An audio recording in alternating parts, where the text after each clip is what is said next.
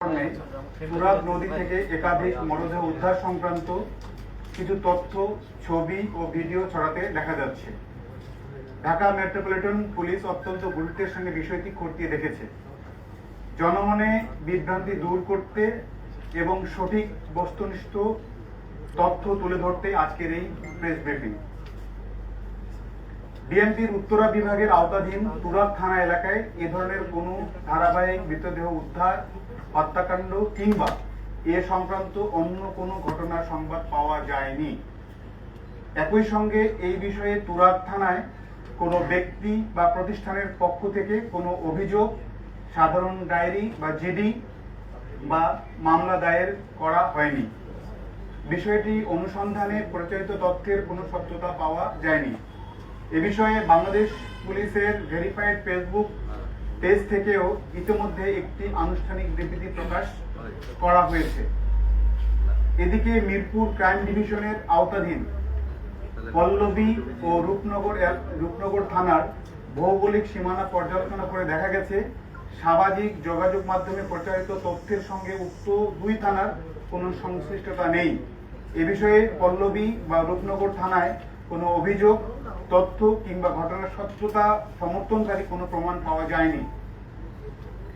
সামাজিক যোগাযোগ মাধ্যমে প্রচারিত যে কোনো তথ্য যাচাই বাছাই ছাড়া এই ধরনের তথ্য প্রচার, বিশ্বাস করা বা তা শেয়ার করা থেকে বিরত থাকা সমীচীন।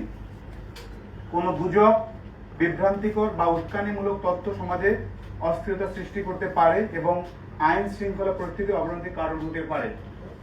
ঢাকা মেট্রোপলিটন পুলিশের পক্ষ থেকে এই ধরনের কর্মকাণ্ড হতে বিরত থাকার জন্য আহ্বান করা হলো।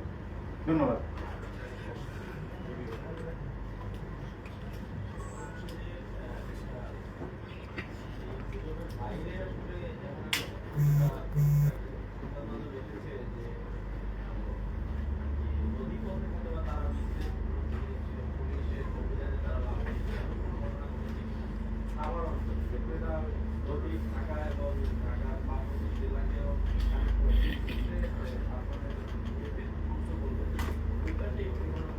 কোনো ঘটনা আমরা আমাদের জানা নেই। গত এই কয়েকদিনের বিস্মিত বা বর্তমানে যাদের ছাত্রলীগ বা যুবলীগ কোনোভাবে ইনসিডেন্ট, অ্যাক্সিডেন্ট, কোনো হতাহতে মানে নিহত হচ্ছে কিনা সেটা কি তারা অভিযোগ প্রচার করছে, এরকম কোনো তথ্য আপনাদের কাছে? না, এই ধরনের তথ্য হচ্ছে আমরা যতটুকু জেনেছি যে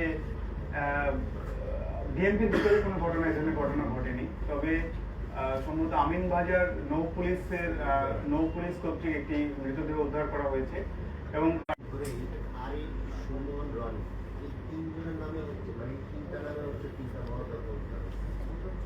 আপনারা যে বিভিন্ন করতেছেন, আপনারা